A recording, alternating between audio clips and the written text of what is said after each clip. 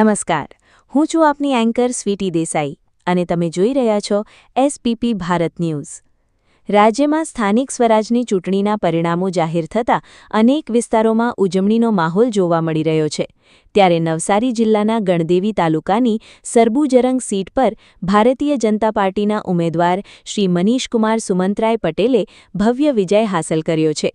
મનીષકુમાર પટેલે કુલ 13,609 થયેલ મતદાનમાંથી 10,677 મત મેળવી જંગી બહુમતીથી જીત મેળવી છે, જેના કારણે કાર્યકરોમાં ભારે ઉત્સાહ જોવા મળ્યો હતો। વિજય બાદ સરબુજરંગથી ભવ્ય વિજય યાત્રા કાઢવામાં આવી હતી। આ રેલી વાસણ, કોઠા, મત્સ્યવાસણ, વાડી, ભાગળ, મોવાસા, માસા તેમજ મેંધર ભાત, મોરલી અને સરખુર્દ લુસવાડા ગામોમાં ફરી અંતે સમાપન કરવામાં આવ્યું હતું।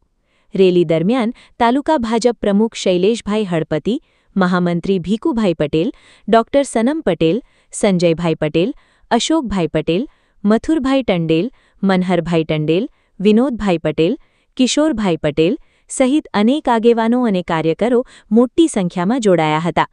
વિશેષ નોંધનીય વાત એ છે કે સરબુજરંગ સીટની તાલુકા પંચાયતની ચારેય બેઠક બિનહરીફ રહી હતી, જ્યારે જિલ્લા પંચાયતની સીટ પર ચૂંટણી યોજાઈ હતી, જેમાં ભાજપને આ ભવ્ય જીત મળી છે। રેલી દરમિયાન ચૂંટાયેલા જિલ્લા પંચાયત સભ્ય મનીષભાઈ પટેલ તેમજ તાલુકા પંચાયતના સભ્યોનું ગામે ગામ ભવ્ય સ્વાગત કરવામાં આવ્યું હતું।